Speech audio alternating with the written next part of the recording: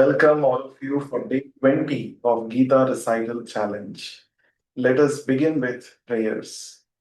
Nama Om Vishnu Padaya Krishna Preshthaya Bhutale Srimate Bhakti Vedanta Swamin Niti Namine Namaste Saraswate Deve Gauravani Pracharine Nirvishesha Shunyavadi Paschatya Deshatarine Jaya Shri Krishna Chaitanya Prabhu Nityananda Shri Advaita Gadadhara Srivasadi Gaura Bhakta Vrinda Hare Krishna, Krishna Krishna, Hare Hare, Hare Rama, Rama Rama, Hare Hare.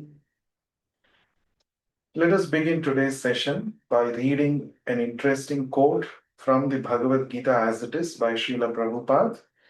Prabhupada writes in the purport to the 18th chapter, verse 72.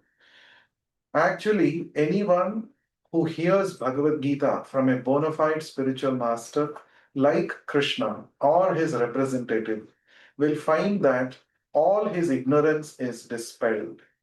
Bhagavad Gita is not an ordinary book written by a poet or fiction writer. It is spoken by the Supreme Personality of Godhead. Any person, if he is fortunate enough to hear these teachings from Krishna or from his bona fide spiritual representative, is sure to become a liberated person and get out of the darkness of ignorance. So, Prabhupada is saying that Bhagavad Gita is not an ordinary book. It is not some fiction written by some poet or writer. It is actually spoken by the Supreme Lord Himself. It is real fact. Bhagavad Gita is the book which talks about reality, about our life. And Krishna is mercifully speaking this. But then, Prabhupada also talks about being fortunate in this connection. Who is a real fortunate person?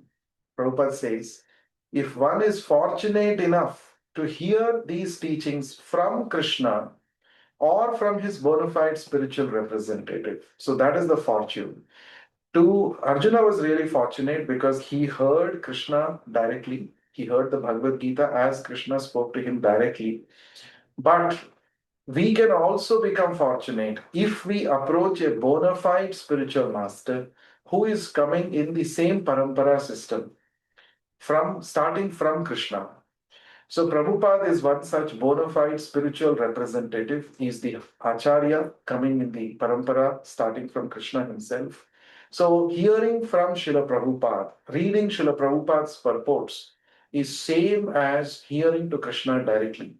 So if we can read Srila Prabhupada's presentation of Srimad Bhagavad Gita through his purports, then we can also become a liberated person like Arjuna, and we can get out of the darkness of ignorance. We can become free from illusion.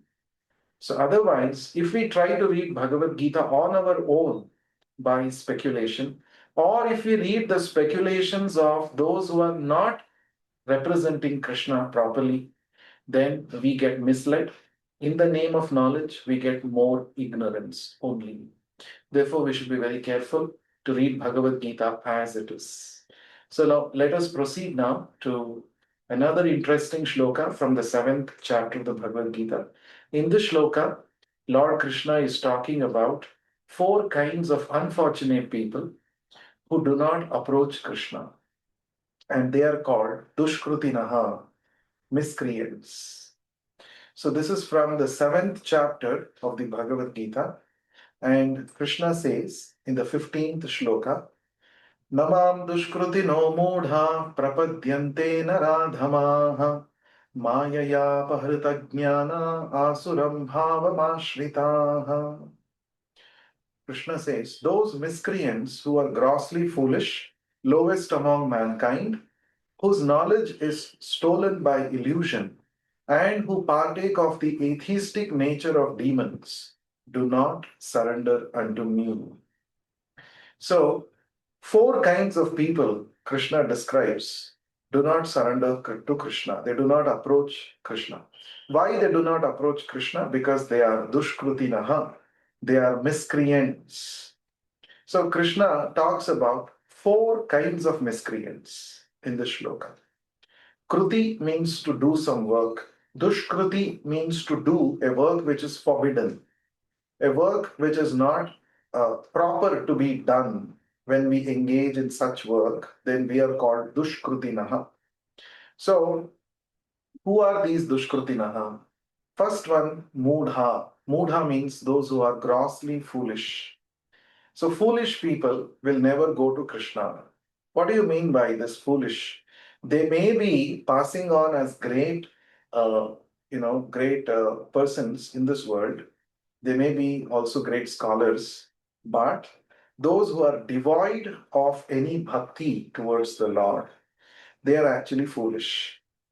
So they are called Moodha, foolish people. Moodha also means ass. An ass works very hard by carrying huge loads on its back, but it is so foolish that it does not know that even if I don't work for this washerman, still there is a lot of grass, I can still eat it. So this is the meaning of Moodha. People think I have to work very hard to enjoy my senses. But even animals, without working hard, they are able to enjoy their basic sense pleasures. So people who work very hard only for sense pleasures, they are called moodha, grossly foolish. So that is the first category of people. Those who think that let me enjoy my senses to the fullest extent and work hard to secure my sense pleasures. They are called the moodhas. The second, so they never surrender to Krishna. Krishna says, moodhas who are fully into gross sense pleasures, they never surrender to Krishna.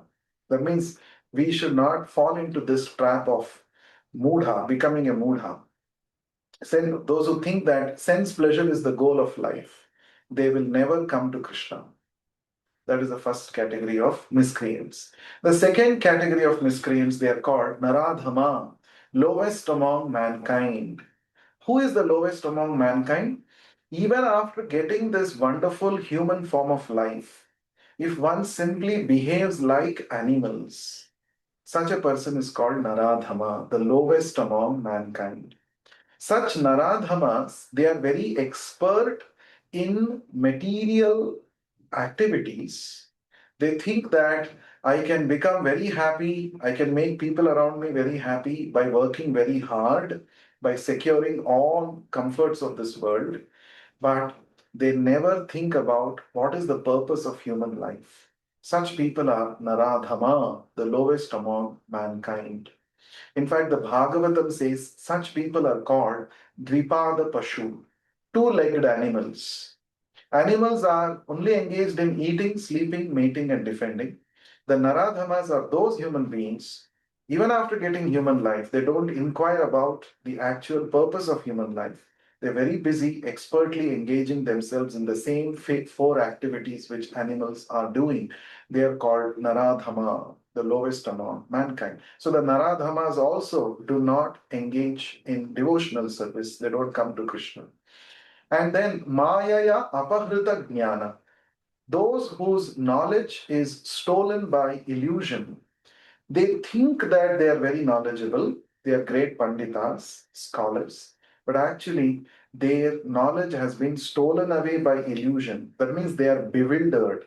They are not in a position to ascertain what is right and what is not right. They are completely bewildered by the influence of illusion. Such people also, they never come to Krishna.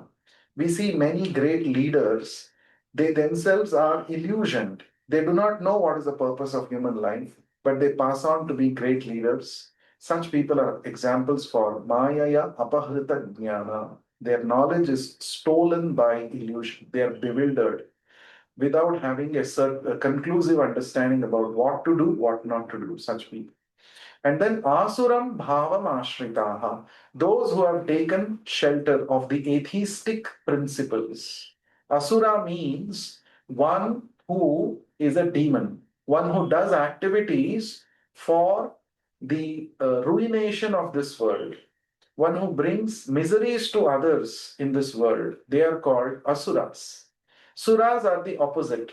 Sura always thinks how to do good to others, whereas Asura, he always schemes and plans how to put others into danger and difficulty.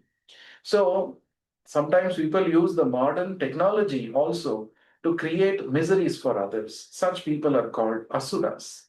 So those who have this demoniac tendency, they are also atheistic because they claim that they are supreme. They deny the existence of the Supreme Lord.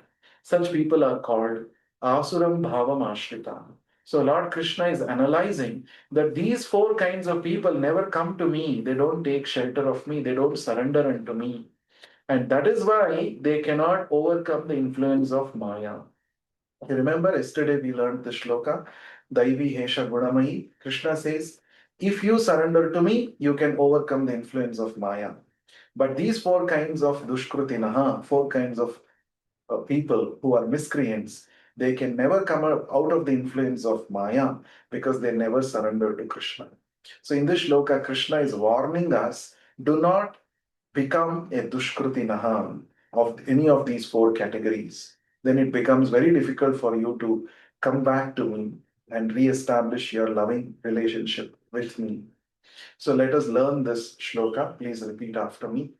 नमां दुष्कृतिनो मूढा नमां दुष्कृतिनो मूढा प्रपद्यन्ते नराधमाः प्रपद्यन्ते नराधमाः माययापहृतज्ञाना माययापहृतज्ञाना आसुरं भावमाश्रिताः आसुरं भावमाश्रिताः नमां दुष्कृतिनो मूढाः नमां दुष्कृतिनो मूढाः प्रपद्यन्ते नराधमाः प्रपद्यन्ते नराधमाः माययापहृतज्ञाना माययापहृतज्ञाना आसुरं भावमाश्रिताः आसुरं भावमाश्रिताः नमां दुष्कृतिनो मूढाः नमां दुष्कृतिनो मूढाः प्रपद्यन्ते नराधमाः प्रपद्यन्ते नराधमाः माययापहृतज्ञाना माययापहृतज्ञाना आसुरं भावमाश्रिताः. आसुरं भावमाश्रिताः. So please learn this verse, memorize it, and with the translation, make a video and share with me. I'll be waiting for your video.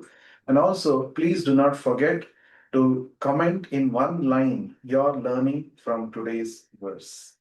Thank you very much. We shall meet again in the next session. Hare Krishna.